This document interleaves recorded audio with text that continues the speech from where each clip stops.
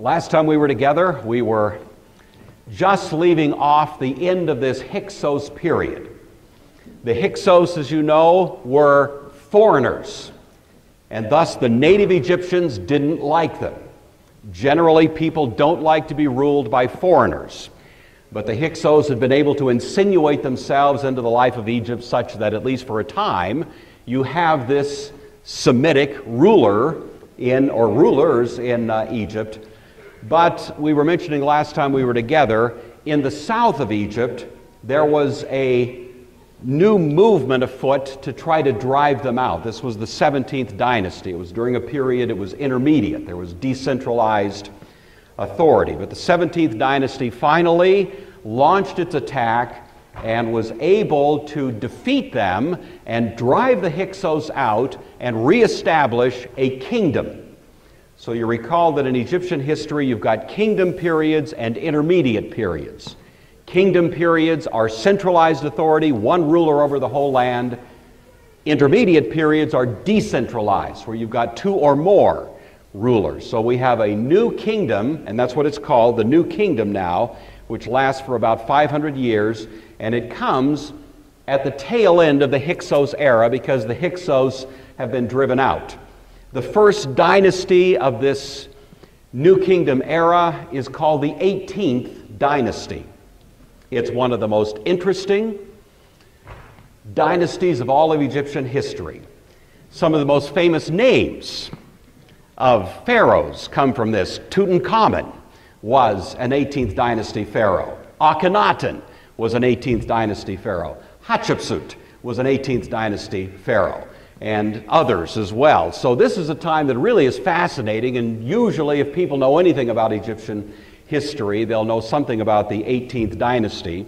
What's interesting is that if we do a straight chronological overlay of the Exodus story based on the facial biblical chronology, the Exodus would take place during the 18th dynasty. That's based on a statement that's made over in 2nd Kings, or 1st Kings, I think it is, that says that the building of the temple by Solomon was precisely 480 years after the Exodus. And we know pretty closely the reign of Solomon, and so just by doing some simple arithmetic, we can go backwards and we find out that if that's correct, and it's a pretty straightforward statement, then that would put the Exodus right in the middle of the 18th dynasty.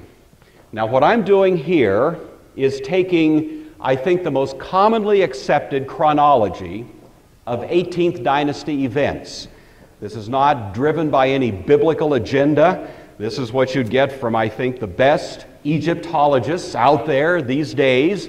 These would be the accepted dates for events in the 18th dynasty, and just laying on top of it the chronology of the Exodus and see if anything matches up, you see. Egypt does not give us any reference to the Exodus. We don't have any hieroglyph that shows the waters parting and the children of Israel running across the Red Sea. We don't have that. We're not surprised at that. Typically, the ancients didn't report their great defeats, Usually, it was propaganda. And in propagandistic terms, you tend to minimize bad news and maximize good news. And so we're not surprised that the Exodus is not mentioned.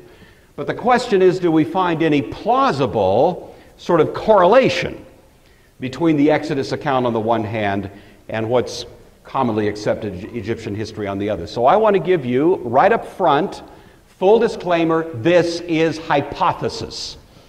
I'm not teaching this as Bible truth. I'm simply saying that when you take these two accounts, accepted Egyptian history and facial biblical chronology, and lay them on top of each other, this is the story you get. I'm not going to keep apologizing. I just want to say up front, please understand we're kind of in a hypothetical world here, but let's see if the story makes sense. All right, so that's what's going on.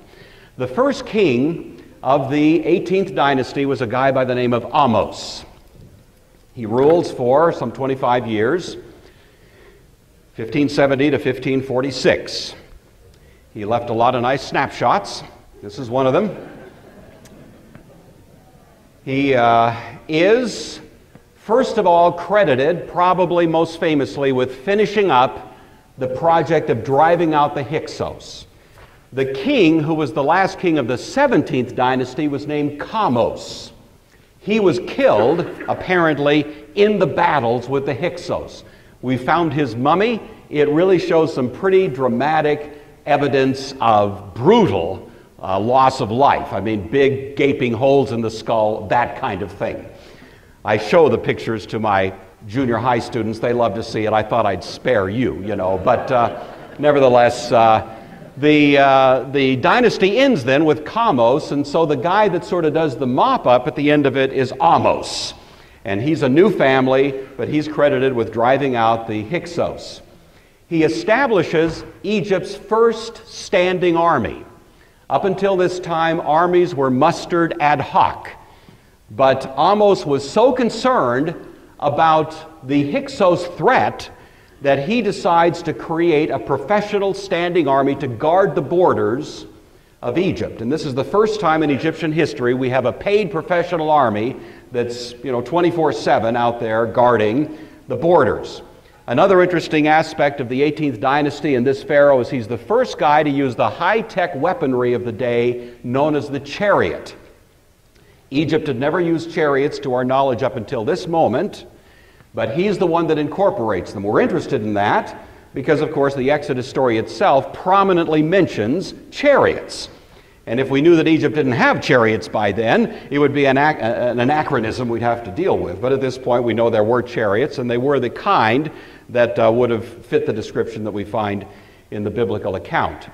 It's very likely that this pharaoh, Ahmose, is the pharaoh who is referred to in Exodus chapter 1 as the pharaoh who did not know Joseph.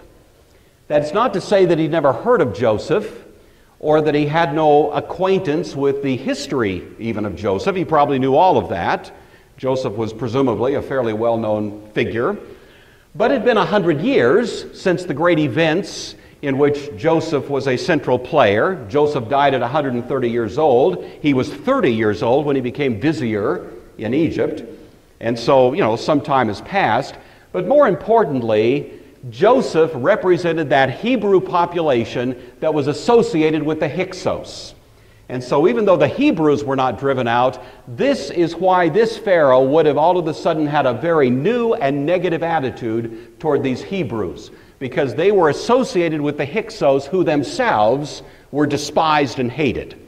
And so it accounts, at least to some degree, for the concern that this pharaoh would have that if the Hyksos reinvaded, these Hebrews might become a fifth column within Egypt to join the enemies.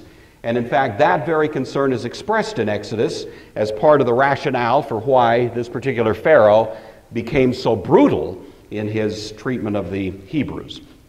So that's basically the story of Ahmose. The next guy is named Amenhotep I. He reigns for about 25 years. Good-looking guy. Didn't leave a whole lot of records of his reign, and from our point of view, it's not all that important to do too much detail on him. He seems to have carried out the policies of his father Ahmose, and that would certainly include negative policies that would have been applied to the Hebrews. The next character, however, is of some interest to us. This is Thutmose I, and he reigns not for that long, about 8 years. He takes the throne in 1524. He is not of the family line. He married into the family because Amenhotep I died without a male heir, and it was reckoned in Egyptian thought that the real line came through the female anyway, and so somebody from outside could marry a royal wife and sort of become, by a bootstrap effect, a legitimate pharaoh. And that's the way that Thutmose got into the line here. So it's the same dynasty, but he marries the royal daughter of Amenhotep I and becomes then the next pharaoh. He doesn't reign for that long, but we are interested in him, first of all, because he was a great military character, and all of these Thutmose guys were. Thutmose I, of course, was military, and he was very concerned about beefing up the defenses and making strong the army and so on, and he did engage in some military campaigns that were fairly successful. We're also interested in him, however, because though he had no sons, by his royal wife he had one daughter, and her name was Hatshepsut. And Hatshepsut, if the chronology lines up correctly, would be the daughter of Pharaoh that recovered Moses from the river.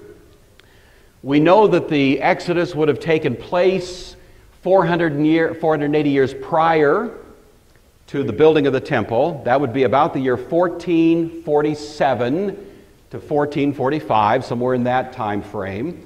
We know that Moses was 80 years old at the time of the Exodus, so you add 80 more years, and that puts his birth right about at the beginning of the reign of Thutmose, or possibly at the tail end of the reign of Amenhotep.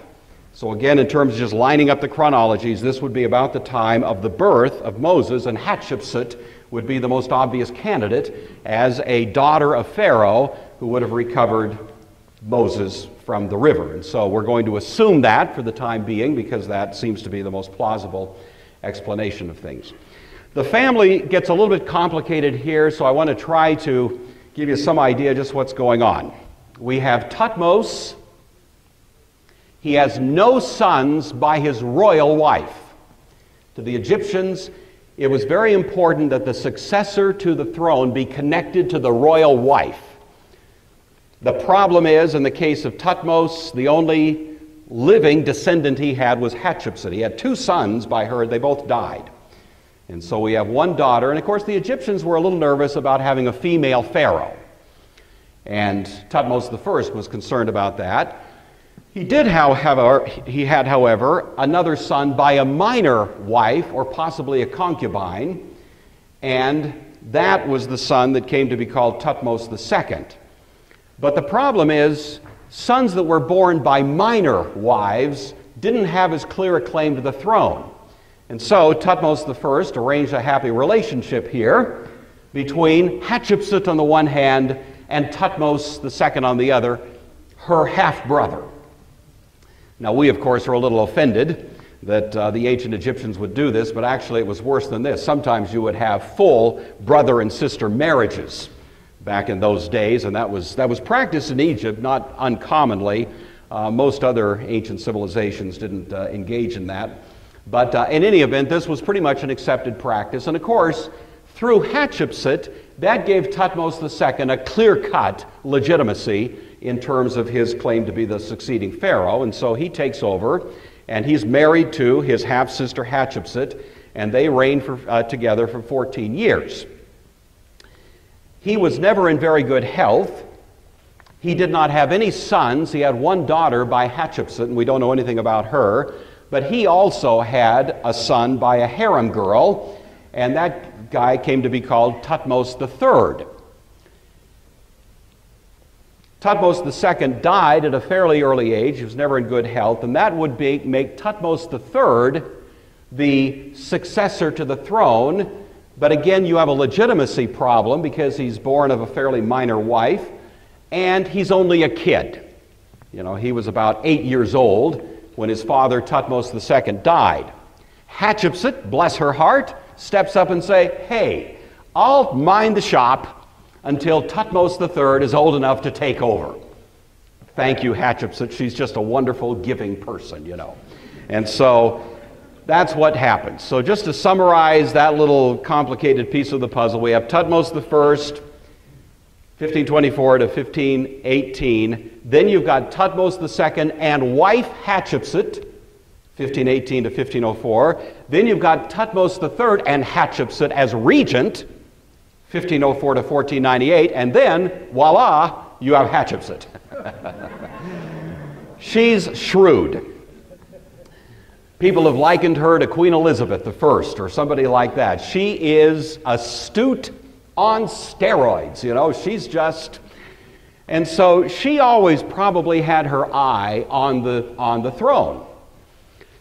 And so when she offers to be regent, while Thutmose is a little boy, she probably already had designs to shuffle him off somewhere else, and that's what she did. Probably the biggest single blunder that she made in her career was that she shuffled Thutmose III off as a boy off to the military. Not a smart move. She was not well liked by the military because she was kind of a pacifist. She didn't like warfare. She never went to war. She wanted to engage in peaceful relationships with her neighbors, and so she was actually kind of diminishing the status of the military, and I think she thought she could diminish the status of Thutmose III at the same time. But of course the military was somewhat resentful of that particular strategy. She preferred trading to raiding. And that was really something she was pretty good at, and Egypt did well and was really quite successful and prosperous under her reign. She always had a problem convincing the Egyptian people that she was really, for real, a pharaoh. She'd wear the fake beard. I mean, everyone knew she was female. She wasn't trying to fool anyone in that sense, but she wore the false beard and otherwise carried herself off as a genuine pharaoh. But of course, the ancient Egyptians were never quite so sure, that that was exactly a legitimate claim. And one of the things she did to try to persuade them was she built a really remarkable mortuary temple. And I'm guessing somebody in this room has been there. Has anybody ever, have you been there? What was it like? Did you get to walk through it, Carolyn? Was it impressive? Yeah, it's commonly understood as just a great propaganda piece. And so as you go through it, you find all kinds of artwork, all kinds of, hieroglyphs and other sorts of things that are intended to communicate to the Egyptian people, this Pharaoh is a true and legitimate ruler of Egypt. And part of the message that's communicated there was that the gods, were presiding at her birth, and they were there giving, kind of orchestrating this whole thing that she would become the next Pharaoh. How much the Egyptian people were persuaded by that remains an open question, but in any event, that's what she was trying to do. About the time that she becomes the exclusive Pharaoh, Moses would be about 30 years of age. It has been hypothesized by some that Hatshepsut, who had no male heirs, may have been grooming her adopted son, Moses, to be her successor. That would be at least plausible. We don't have any record that that was in fact the case, but we wouldn't expect to have any such record. But it certainly would make sense. So it could be that Moses was actually someone who, at least by this time in history, envisioned that he could be the next Pharaoh. If that's the case, Moses, who certainly knew his Hebrew background, may have seen this as a wonderful opportunity that God himself had ordained by which he, with the authority of Pharaoh, could lift the burdens on his people. He seems to have had designs to somehow help them in their unhappy circumstances some way or other. And it may very well be that Moses was anticipating being able to play that role and perform that service at that time. But in any event, we can assume he was a major player in the administration of Hatshepsut and probably had some considerable responsibilities. Josephus certainly gives us some hint that that would be the case, and that would be the traditional Jewish understanding of it. Unfortunately for Hatshepsut, however, Thutmose III kept growing. And as time went on, of course, this little boy became a man, and he became a man who was a central rallying point for the military of Egypt. He was extremely popular.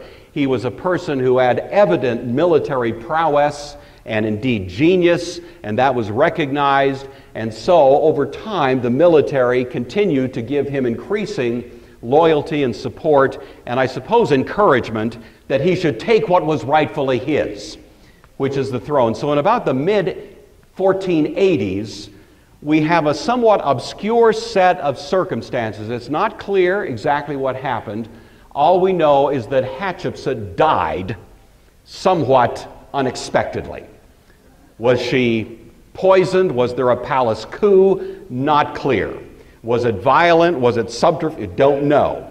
But she wasn't old enough to just die of natural causes, but somehow she disappears from the scene in the mid-1480s.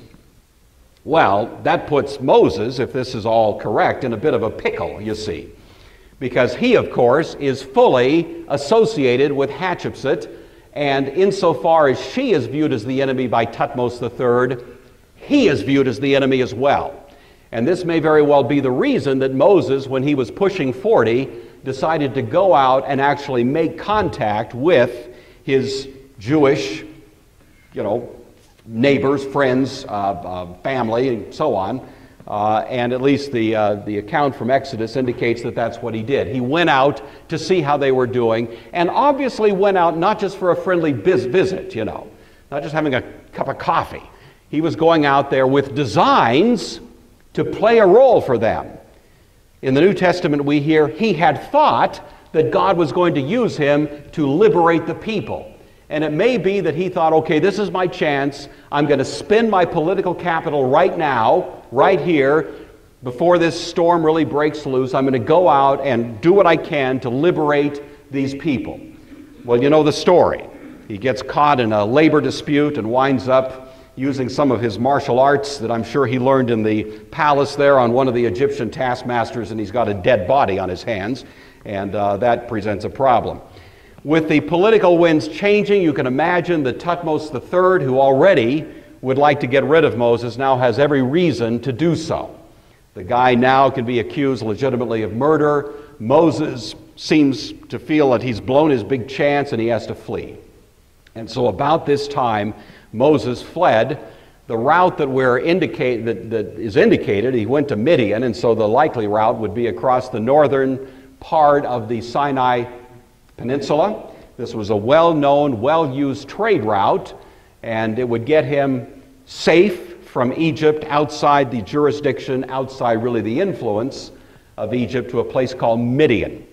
Midian is part of present-day Saudi Arabia. It's part of the Arabian Peninsula. It's a well-known region. There's no controversy about where it is in terms of a modern map, and that would be about the location right there. So that would be the route that Moses probably took, and by so doing, he gets free and he settles in. You know the story of Moses. He finds there a family, a kind of a clan. He attaches himself to a fellow named Reuel. He marries one of their daughters. One of his daughters, Zipporah, has a couple of kids. And probably from the point of view of Moses, he thought, had my big chance, blew it, it's over. I'm going to be tending sheep for the rest of my life. And indeed, he is there for a good long time. Meantime, back at the ranch, Thutmose III has now successfully acquired the throne. So while Moses is off tending sheep, Thutmose is distinguishing himself as undoubtedly one of the greatest military geniuses of Egyptian history. His first order of business is to rewrite Egyptian history as best he can and get rid of any favorable references to Hatshepsut. This was his stepmother. This was someone he hated, and he wanted to basically just eliminate her from the annals. He didn't succeed. We know a whole lot about Hatshepsut, but nevertheless, he does the best he can to try to get rid of memories of her. He then launches a series of very, very successful military campaigns in a variety of directions. He extends the borders of Egypt southward into Nubia, or what we would call Ethiopia, but more interestingly, he also pushes in a major campaign up into Canaan.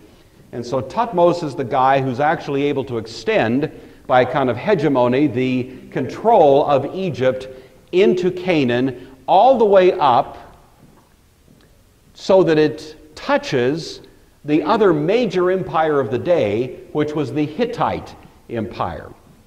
Now, you know the Hittites are mentioned passingly in the Old Testament. We never hear a whole lot of description of them. We don't hear about them the way we hear of the Assyrians or the Babylonians, but nevertheless they are mentioned. Who's the most famous Hittite in the Old Testament? Most famous? Uriah, thank you. Yeah, Uriah the Hittite, remember, the husband of Bathsheba, who comes to a bad end. And so anyway, the Hittites are mentioned. And there was a Hittite empire up in what we would call Turkey, it's Anatolia. And Thutmose is able to push the boundaries of Egypt at this time all the way up to where it actually hits the border of the Hittites. And that became a great standoff for a long time. This contest between the Hittites wanting to move south and the Egyptians wanting to push north. And the balance point, the point where the two empires sort of touched each other, was a city called Kadesh, K-A-D-E-S-H. And Kadesh is right there at the point where those two empires met. There's a famous battle in history called the Battle of Kadesh. It was fought by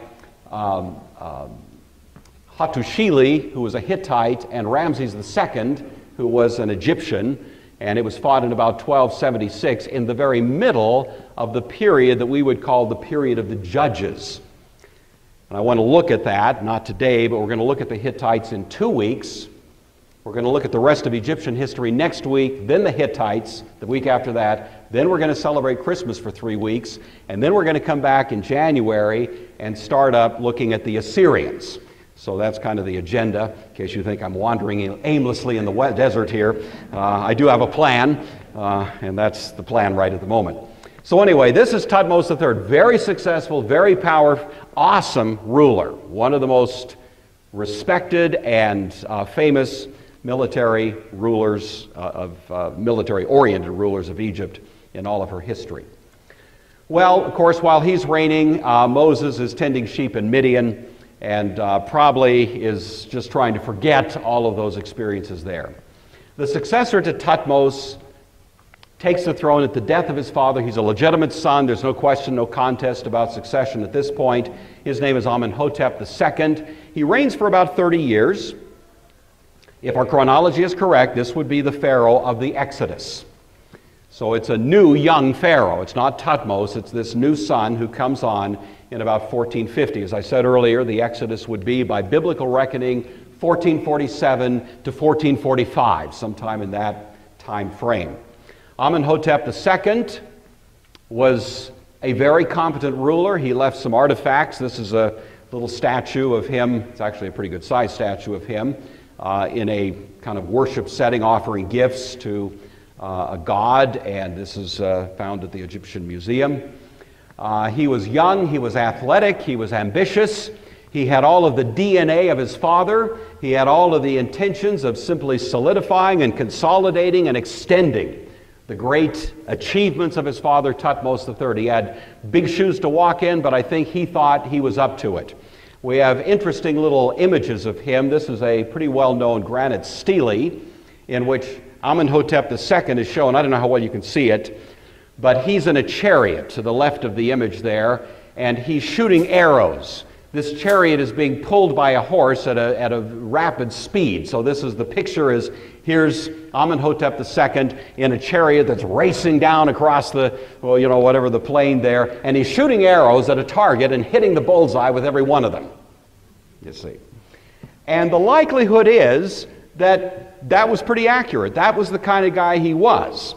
He was somebody that liked to be out there in the action. He was full of himself. He was young, he was arrogant, he was exactly the kind of person you would expect Moses to be dealing with in the account of the Exodus. And so we have this Amenhotep II. The first few years of his reign, he's very active. He's out engaging in military campaigns fairly aggressively and with some degree of success. But around the year 1447, 1446, somewhere in there, this old guy, 80 years old, comes in to his courtroom and says, "Let my people go." And so it's going to be right at this point, around 1447, that we have then the events that are connected with the Exodus. I'm not going to go into a lot of detail in terms of the plagues. I've talked about this before, and some of you were in the class that we did last year on the book of Exodus, in which we went in some painful detail into each of the plagues and kind of the ecologic of them and so on. So I'm going to bypass that and just let you know that that material's out there if you're interested in it. And for purposes of expediency, I'm just going to mention to you there were 10 plagues. And it was not fun for the Egyptians. And they did represent a kind of calculated attack on, first of all, the Pharaoh as a sort of godlike character, and secondly, on the pantheon of gods in Egypt. And so when we look at the plagues, we can see that there is an interesting design to them, in which in some ways the gods of Egypt are being made fun of, or even worse, are beginning to be what appear to be gods who are attacking the Egyptians. The Nile River becomes blood, you know, that kind of thing. The frogs that were worshipped are attacking the the Egyptians. So the whole thing makes a kind of great parody of the Egyptian pantheon and so on. And you know the story. By the time we get to the end of the 10 plagues, Amenhotep has had enough. It probably took about a year for all of these plagues to be unleashed. If you read them carefully, the account, it seems that you keep an eye on the seasons as they're described and so on. It probably took about a year. And by the time we get to the Passover night and the death of the firstborn, we have this Pharaoh, Amenhotep, who had been so arrogant, so convinced of his own power and so on, ready to cave in. Which way did the children of Israel escape? This has been a highly controversial question that remains largely unresolved. I don't think there's any majority view out there. I'm happy to say that to you because it's one of those rare occasions when I can say I'm in the minority, but I'm really sure I'm right, you know. So I'm going to give you my hypothesis. It's certainly not my invention. It's been around for a long time. It is the view taken by many people who take very seriously the biblical account. It has been, as you're probably aware, fashionable, especially in some more critical or liberal schools, to minimize, and in some cases even deny, but at least to minimize the Exodus.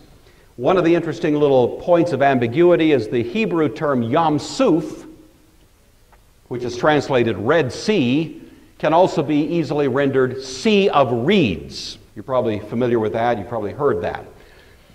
Now, that's interesting. We also know in the Old Testament that the Red Sea is referred to by that very name. So, you know, one way or another, it doesn't prove anything necessarily, but it does create an ambiguity. So some have suggested that the Exodus was really the children of Israel escaping across a fairly narrow body of water that was kind of, you know, with reeds and things sort of, and then the chariots of Pharaoh rolled in there, got stuck in the mud, and later historiographers of the Jewish people greatly embellished the story, and we have this extravagant, dramatic account of the Exodus and so on, but it really wasn't like that at all. People who take the biblical account more seriously, like your Sunday school teacher, don't find that a very satisfying explanation. But it still has been problematic trying to understand just exactly where it took place and how it took place. I'm going to give you a hypothesis. I'm certainly not going to say to you this is for sure the case. It's just simply a view that's been taken by some. But I wanted you to see this map because at least it gives some idea of the various explanations that you'll run into. One of the things that has been somewhat confusing is the whole question, where is Mount Sinai?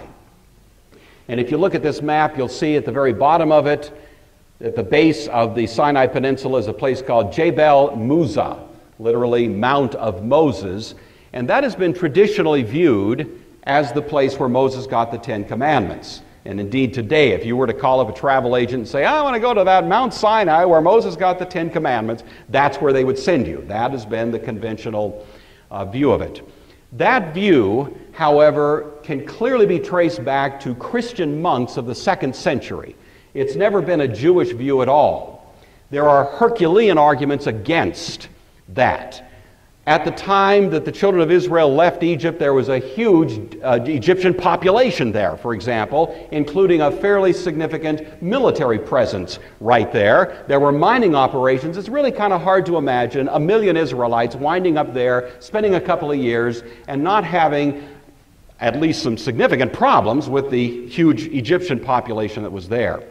It's also hard to imagine why this would be the mountain where Moses was tending sheep and saw the burning bush, because that's the same mountain, you see.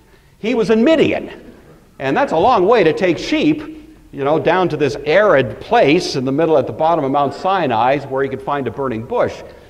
More probable is the view, and this has been widely, I think, accepted by many. Again, it's not my private view by any means, that Mount Sinai is really a mountain. Though it's called Mount Sinai, it's also called Horeb, and it's in the region of Midian. So that would change the whole story as well. Anyway, I just show you that map to give you some idea of the possible routes, but I'm going to suggest to you one hypothesis here just for your interest. It would suggest to us that if you look at this map, the great body of water to the bottom is the Red Sea. And then the Red Sea has two arms, you see, and those two arms reach up and form the Sinai Peninsula. The left-hand arm is called the Suez, and the Suez Canal, as you know, is there. The right-hand arm is called the Gulf of Aqaba. And in terms of trying to find a plausible way in which you could refer to the Red Sea as at the same time a place where an Exodus crossing could take place, it would obviously be this Gulf of Aqaba. And so that has been suggested and at least to some degree examined by some. I don't think anyone agrees that this has been convincingly proven either way, but if that's the case, then the route that was taken by the children of Israel would look something like this. They crossed the Sinai Peninsula, and they came probably to the top of the Gulf of Aqaba there, expecting to go off into Midian.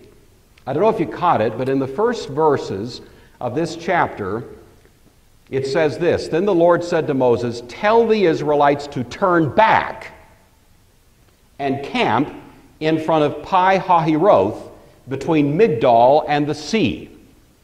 Now that's an odd thing, isn't it? They're hot, escaping Egypt, and God says to Moses, "Turn back." You think they just go forward, you know.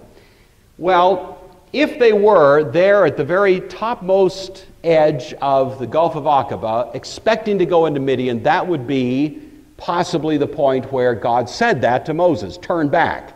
Well, turn back could mean one of three things. Turn back going to the north, but that's already been ruled out because it's the region of the Philistines. And we've already been told earlier in the text they're going to avoid that because they're going to avoid war with the Philistines. It could mean go straight back like a 180, but that would just send them right back to Egypt. That doesn't make sense. The third option would be to go south. That doesn't make a lot of sense because it runs them right down along the eastern side of the Gulf of Aqaba, and it puts them in a very interesting predicament, you see, in terms of escaping, but that seems to be what would have been suggested. If they did that, then they would have come down and probably wound up at a region that's called the Nueva Peninsula. Again, if you just take a look at this, that's about where that line winds up. It's a large, very large, kind of sandy, hard-packed sandy beach. And it extends out into the Gulf of Aqaba. This is a satellite photo of it today, and it looked about the same in the ancient world. If you were to look at it out from, on top of the sea, kind of looking back, that's what it looks like. It's easily large enough to accommodate the number of people who would have been with Moses. They would have come down a fairly narrow wadi or ravine, down these mountainous terrain into this wide open area where they could all be there. But obviously it puts them in a bit of a pickle because there's no escape. And now you've got the chariots of Pharaoh coming down this same ravine, plugging up an escape route to the back. You can't go north or south because you get into, there's no passable terrain there. You just are pushed out into the water. And to go forward, of course, you've got the water of the Gulf of Aqaba. And so it feels, from the point of view of the Israelites, that they have just become bait, sitting there on this Nueva Peninsula, and the chariots of Pharaoh are coming after them. In fact, they are bait, because Pharaoh is going to come and think he's going to capture them, when in fact, God has other designs in mind.